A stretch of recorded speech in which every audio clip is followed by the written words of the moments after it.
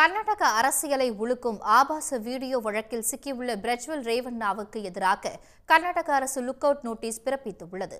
இந்த வழக்கில் கைது நடவடிக்கையில் இருந்து தப்பிப்பதற்காக பிரஜ்வாலின் தந்தை HD ரேவண்ணா பெங்களூரு நீதிமன்றத்தில் முன் ஜாமீன் கோரியுள்ளார்.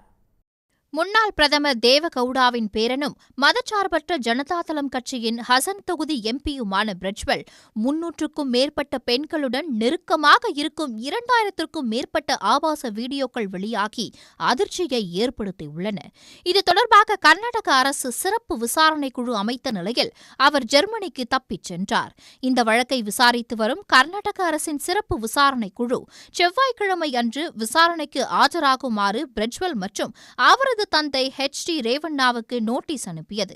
அதற்கு 7 நாட்கள் அவகாசம் வேண்டும் என்று தனது வழக்கறிஞர்கள் மூலம் பிரஜ்வல் கோரிக்கை விடுத்தார்.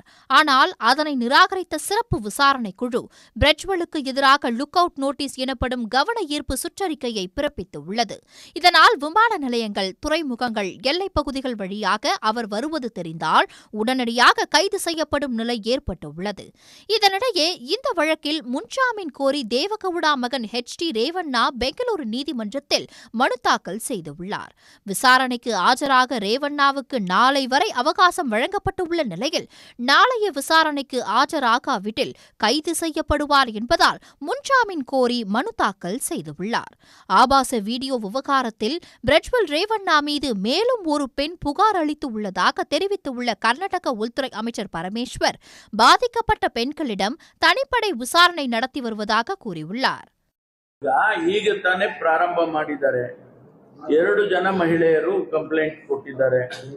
ಇನ್ನು ಬೇರೆಯವರಿಗೆ ನಾವು ಎಲ್ಲರನ್ನು ಕೂಡ ಅವ್ರನ್ನ ಮನವೊಲಿಸಿ ಅಥವಾ ಅವ್ರನ್ನ ಕೇಳಿಕೊಂಡು ಕಾನ್ಫಿಡೆನ್ಸ್ ಕೊಟ್ಟು ಅವರಿಗೆ ಮಾಡಬೇಕು. ಅದನ್ನ ಸೇಡಿನವರು ಮಾಡ್ತಾರೆ.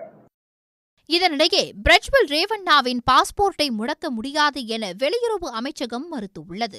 பிரஜ்வல் ரேவண்ணாவின் பாஸ்போர்ட்டை முடக்க வேண்டும் என பிரதமர் மோடிக்கு கர்நாடக முதலமைச்சர் சித்தராமையா கடிதம் அனுப்பியிருந்த நிலையில் அவர் தூதரக பாஸ்போர்ட் மூலம் ஜெர்மனி சென்றுள்ளதாகவும் தூதரக பாஸ்போர்ட் வைத்து இருப்பவர்களுக்கு ஜெர்மனிக்கு செல்ல விசா தேவையில்லை என்றும் வெளியுறவு அமைச்சக செய்தி தொடர்பாளர் ரந்தீர் ஜெய்ஸ்வால் விளக்கம் அளித்துள்ளார். எனவே பாஸ்போர்ட் விதிகளின்படி தூதரக பாஸ்போர்ட்டை ரத்து செய்ய முடியுமே தவிர நீதிமன்றம் உத்தரவின்படி பிரஜ்வல் ரேவண்ணாவின் பாஸ்போர்ட்டை முடக்க முடியாது என்றும் அவர் கூறியுள்ளார். உடனுக்குடன் செய்திகளை தெரிந்து கொள்ள சன் நியூஸ் பெல் ஐகானை கிளிக் பண்ணுங்க.